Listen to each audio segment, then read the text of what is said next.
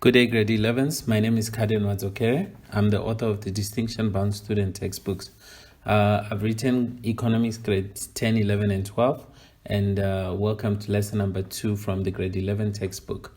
So as usual, we start by revising the homework that I gave you in the previous lesson number 1. So in this homework, the main objective was to just go along with what the lesson was about. The lesson was mainly about a recap from grade 10.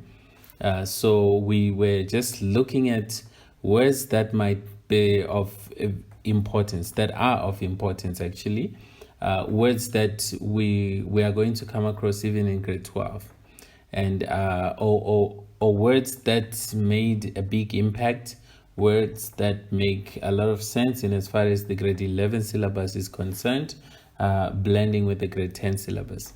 All right, so there, first I asked you to define a couple of terms, and then what's the difference between two terms.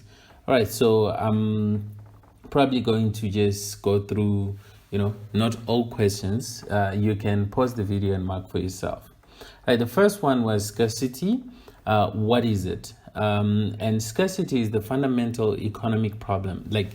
I think it's the main economic problem of having seemingly unlimited human wants. As we all know, people have wants that are unlimited in the world of limited resources.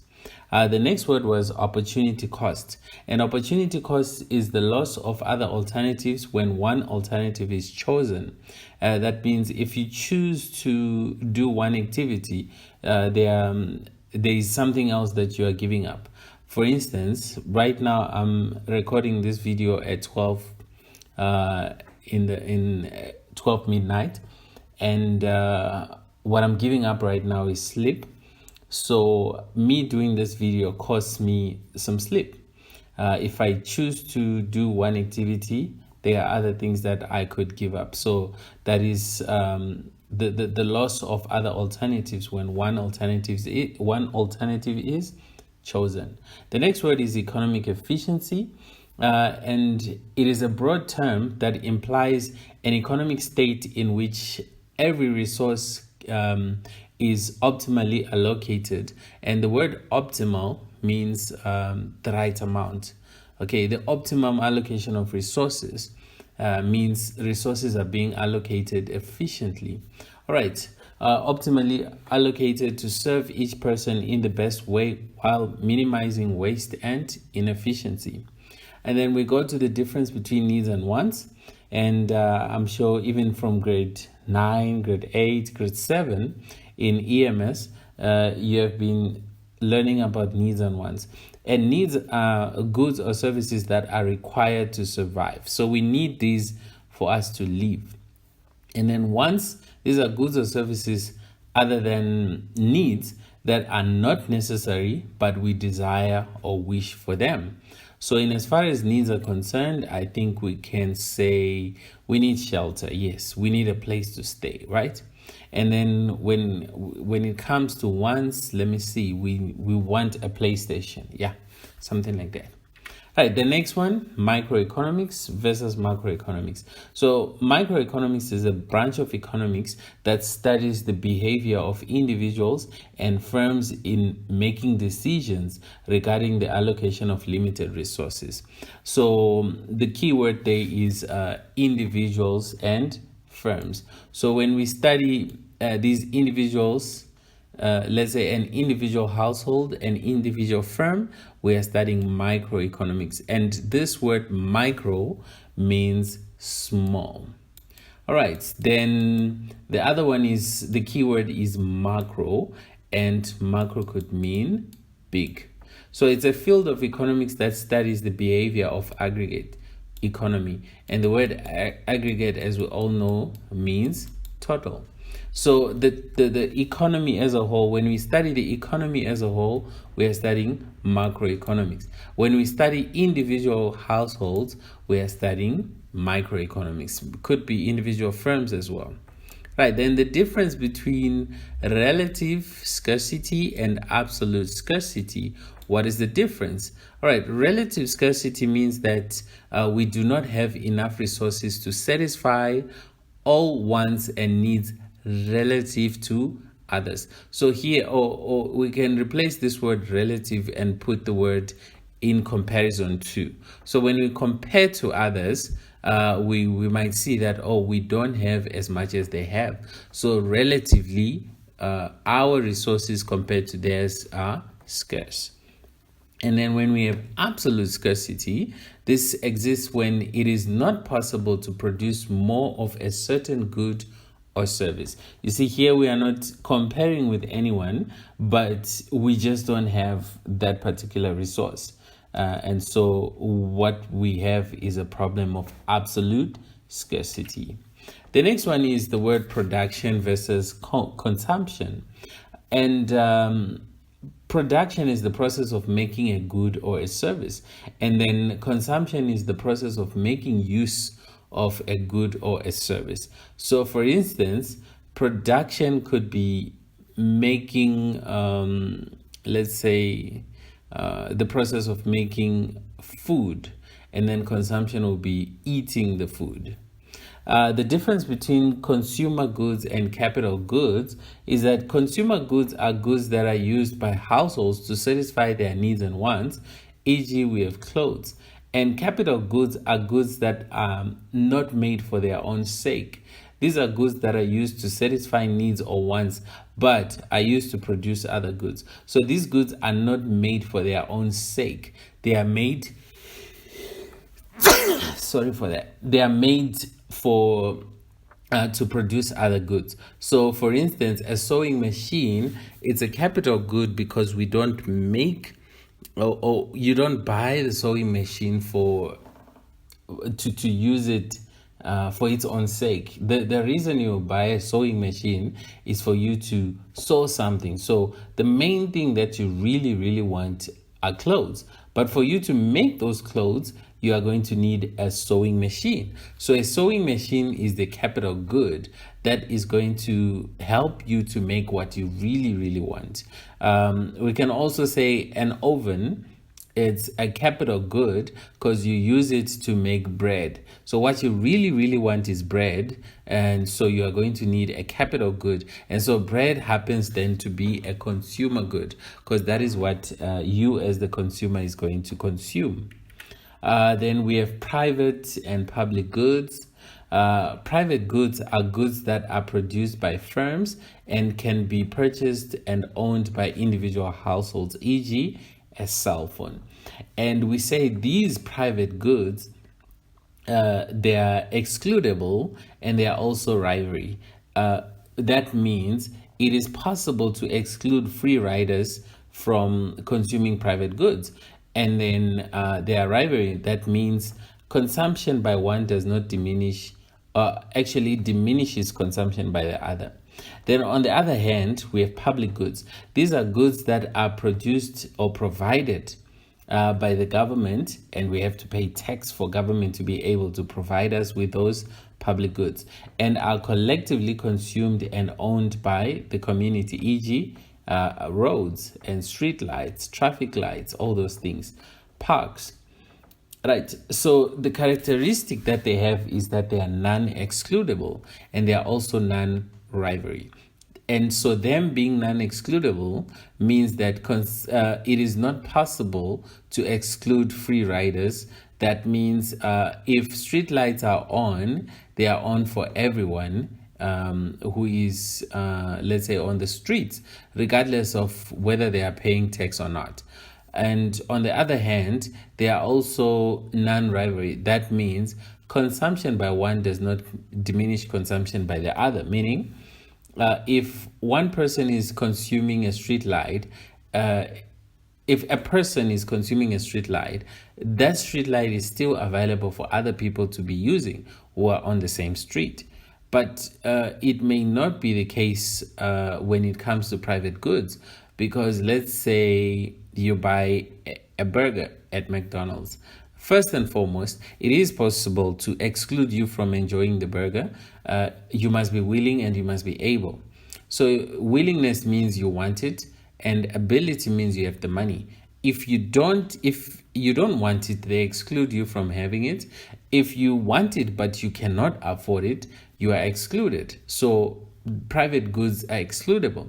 I can give something right now, like I don't have a Lamborghini, but I want a Lamborghini. Why is it that I don't have it if I want it? The simple answer is because I cannot afford it. Okay. Right, then we have primary, secondary, and tertiary. Yes, we all know what this is. The primary sector, the sector of an economy making direct use of natural resources. So in this sector, they extract natural resources. They extract raw materials from natural resources. And in the secondary sector, they take those raw materials and then they transform them into finished and semi-finished goods. And then lastly, the tertiary sector, it is just going to supply us with those goods and services. Right, the next one, we have factor market, we have product market. Factor market is simply a market where factors of production are traded, and factors of production are land, labor, capital, and entrepreneurship. And that's actually what we're going to cover in this lesson. We are mainly going to focus on land. Right, the next, so with land, we are going to look at we're going to define it first. We're going to look at its characteristics. We're going to look at its economic significance. Then we also have product market. It is a market where goods and services are traded. So you buy your labor, you buy your land, you buy your entrepreneurship, everything on the factor market. But when you want to buy a good, a physical good, or you want service to be rendered to you, you can purchase that on the product market. Then we have two words, surplus and deficit. Surplus is an extra. It's, the amount of an asset or resource that exceeds the portion that is utilized. So, for instance, let's say you're drawing up a budget.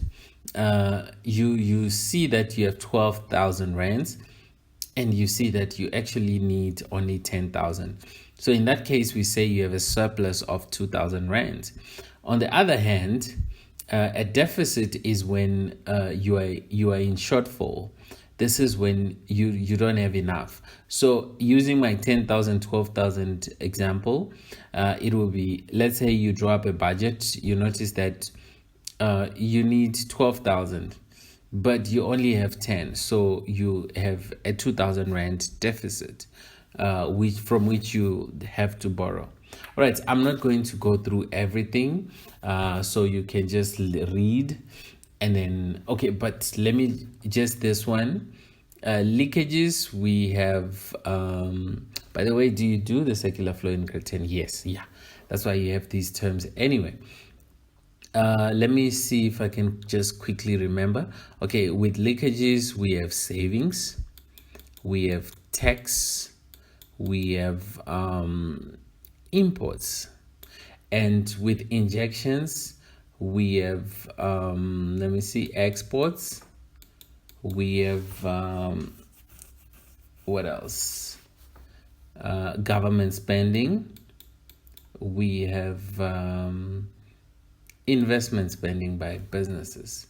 Okay, so this will give us our injections, this will give us our leakages. All right, let me end there. You can finish the homework on your own.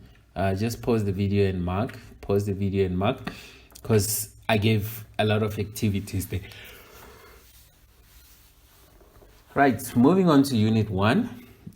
So the previous lesson was mainly just recapping on grade 10 material, grade 10 content, and just the things that will obviously background knowledge that we need for our grade 11 syllabus. All right, so how do we start? We start by analyzing or doing an analysis of the factors of production and their remuneration. So it's as simple as that. It's a very, very easy lesson. All right, so we're going to look at land, like I said earlier. And under land, we're going to look at its definition. What is it? What are the characteristics? What is the economic significance? And what is the remuneration that you would receive if you were to sell land? And by the way, already mentioned, land is sold on the factor market because it's one of the factors of production. And to also add, so in this lesson, we're going to start by discussing all four factors since we're introducing the factors of production. So I'm not going to just jump straight into discussing land. I have to sort of give you a background to those of you who might be doing economics for the first time. Yes, but I'm sure it wouldn't like be the first time, because even if you didn't do it in grade 10, you did it in EMS in grade 7, 8, 9. All right, so here are the four factors of production. Human activity can be broken down into two components: production and consumption. So it's as simple as that. We produce, we consume. So we make goods, we use them. When there is production, a process of transformation takes place. Inputs, which is, let's say, raw materials, are converted into output. So for instance, input can be an orange, and output could be orange juice. So inputs are converted into an output. The inputs are classified and referred to as land, labor, and capital. Collectively, the inputs are called factors of production. Now, when these factors of production are combined in order to produce something, a fourth factor, which is entrepreneurship, is required. So that's why we say we have the four factors of production. So goods and services do not produce themselves. So that means they are passive. They cannot like produce themselves, but need some conscious thought process, which happens to be the labor part, in order to plan and implement the manufacturing process. This thought process is often called entrepreneurship or organization. So factors of production refer to those goods and services which help in the production process. Factors of production are broadly classified into primary factors and derived factors. So now I want you to, before I show you which ones are primary and which ones are derived factors, I want you to try and sort of use common sense. Of the four: land, labor, capital, entrepreneurship, which ones do you think are the primary factors, and which ones do you think are the derived factors? All right, it's if you need a clue, we have two. Okay, two primary, two derived factors.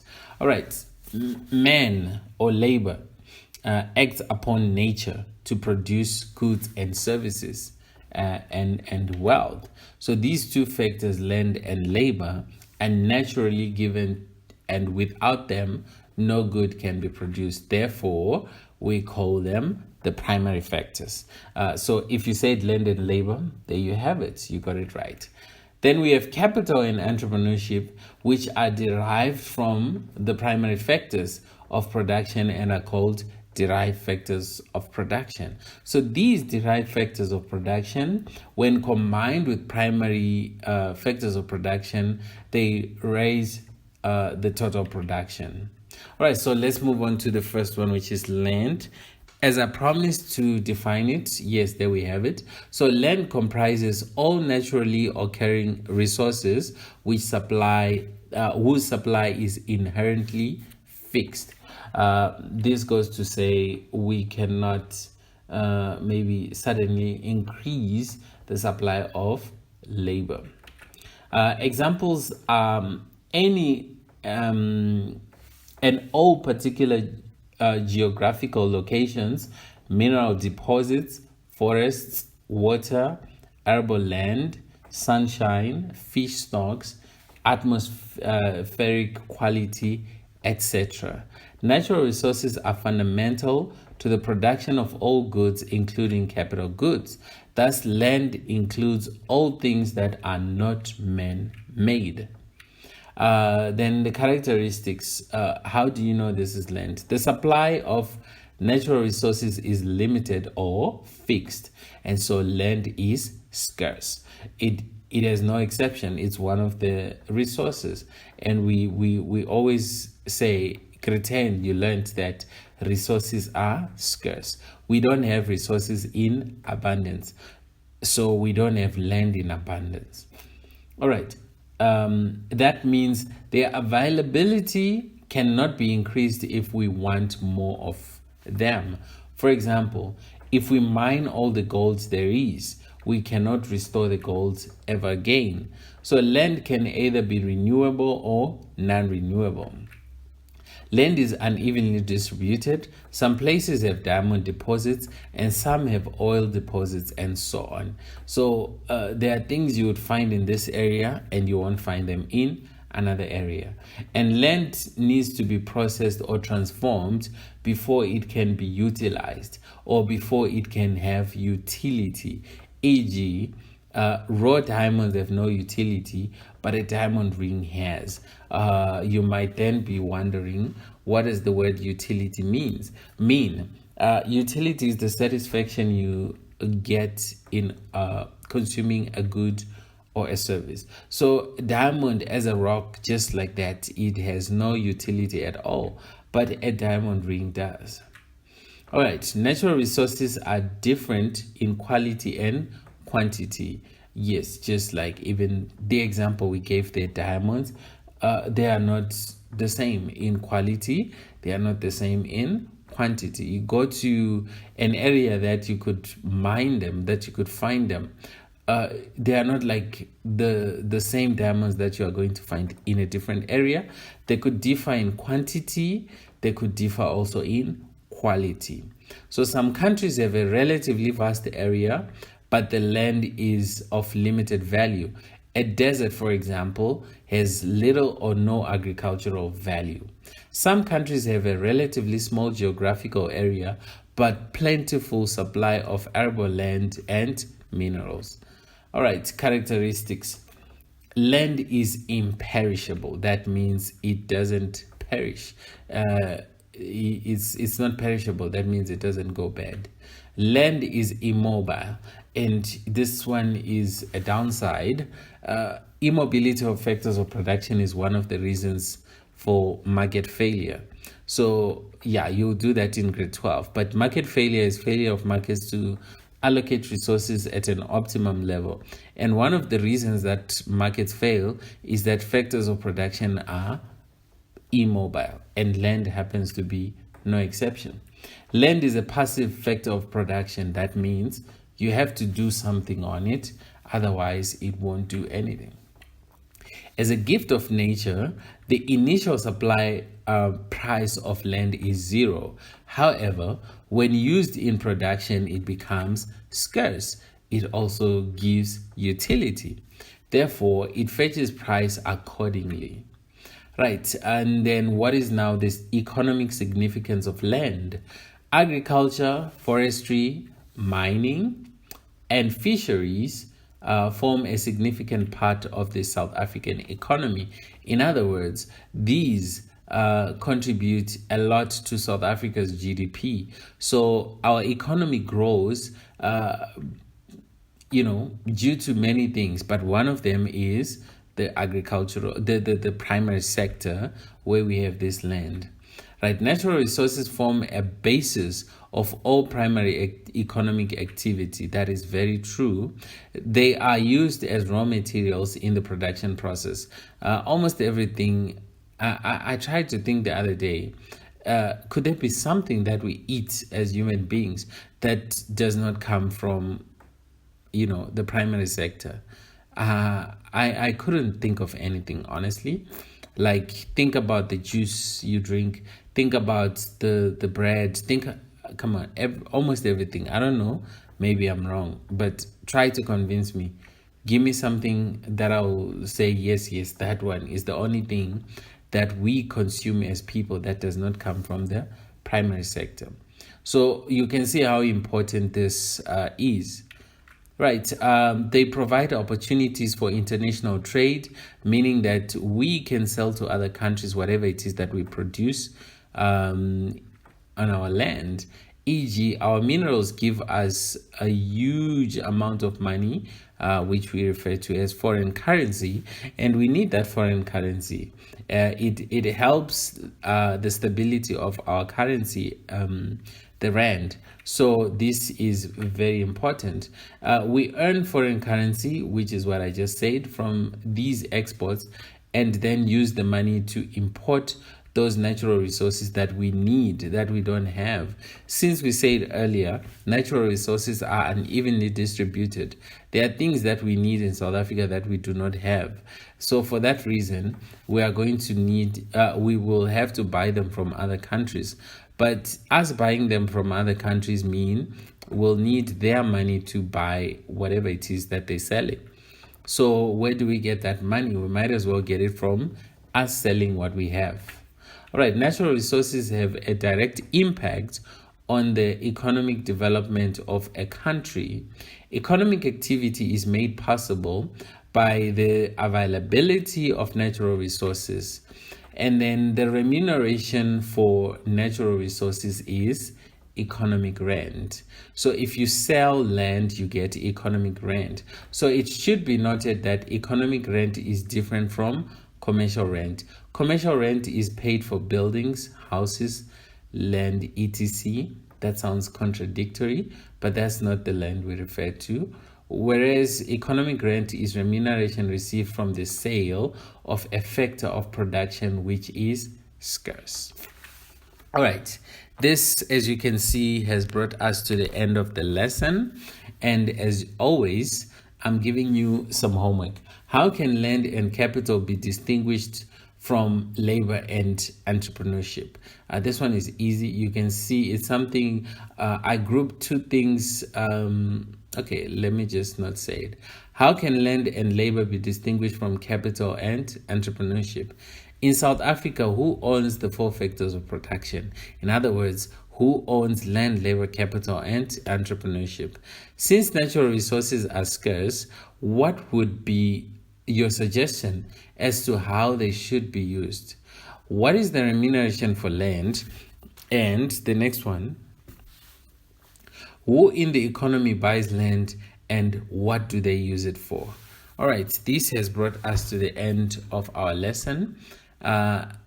Thank you so much for watching to this point, and please subscribe to the channel, share the video to other learners in your class, and thank you so much. I'll see you in the next lesson.